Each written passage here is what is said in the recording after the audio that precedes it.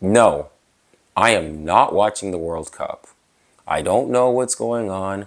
I don't know that Spain just beat France. I don't know that Team USA got eliminated. I don't know anything. I don't know if it's coming home. I don't know if Italy is in it. I'm not watching the World Cup.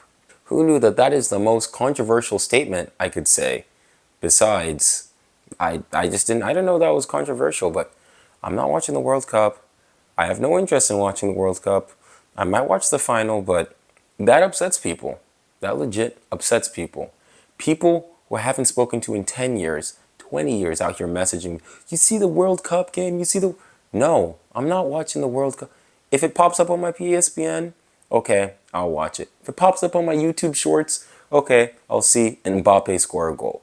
But I'm not going out of my way. First of all, I don't even have Fox Sports. So the little World Cup I do watch, it's in Spanish on Telemundo. I'm very sorry to let you know that I'm not watching the World Cup. I don't know. I didn't know that I have to make a statement about this. And when you tell people, wait, what? You're not watching? No, I'm not watching it. I barely watch soccer, and Americans don't even care about soccer. It's only like once every 4 years, Team USA qualifies, and then it becomes this whole thing, and then we get eliminated. It's the cycle over and over and over again. I didn't know that I almost feel like I need to publicly announce, I need to somehow, let everyone know that I'm not watching. And I think what's weird is it's like, why don't you get this excited about other things, man? Why aren't you this excited about your health? You're not this excited about going to the gym.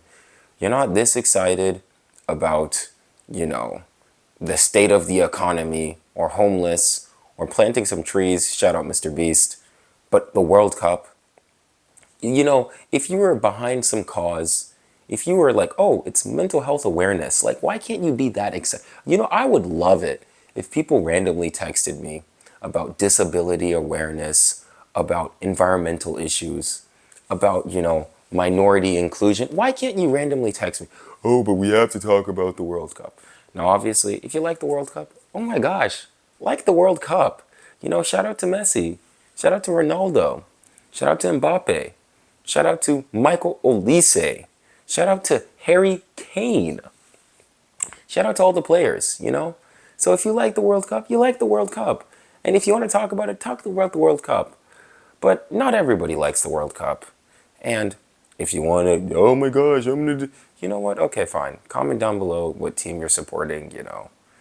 It's, but I didn't realize that just because it's like, not everybody's into it. Am I going to probably watch the finals? Yeah, a billion people watch the finals.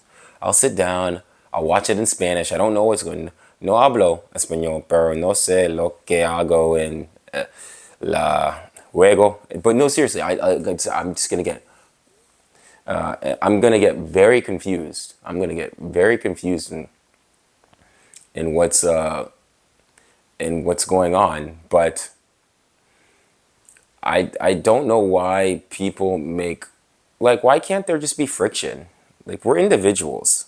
It's great. I think it's great that these cultures are coming together. I think it's great that, Shakira shaking her booty, making a song about that. Shakira likes to do that every 4 years, every time there's a World Cup. If you wanted to do that, Shakira, do your thing. I'm still singing Waka Waka, This Is for Africa. I still feel African because of her. But also at the same time, it's like you also could not get people who are more divided, man. So it's like we celebrate all these international cultures, but that doesn't mean that things in the United States people aren't, singing Kumbaya. People aren't, some people are. If your last name's Musk, Gates, Bezos, Page, Ellison, Buffett, you're out here singing Kumbaya. But like people are out here, oh my gosh, I went to the World Cup game, and I'm so happy that people can afford it. But not everyone's in that situation. Not everyone can go spend $800, spend $1,200 on a game.